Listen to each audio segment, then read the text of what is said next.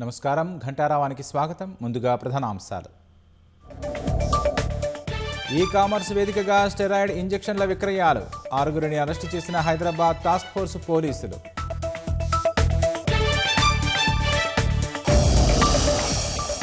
బలమైన దౌత్యనీతితో ఇంధన సంక్షోభాన్ని అధిగమించామన్న ప్రధాని.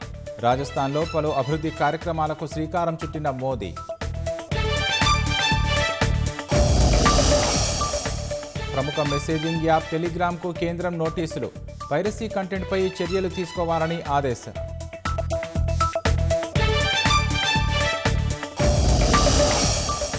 భర్తను చంపి బాత్రూంలో పాతిపెట్టిన భార్య. ఉత్తరప్రదేశ్లో దృశ్యం సినిమాను తలపించిన ఓ హత్యోదంతం.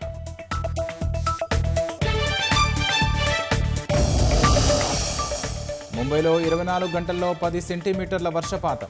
రోడ్లు జలమయం, పాఠశాలలకు సెలవులు.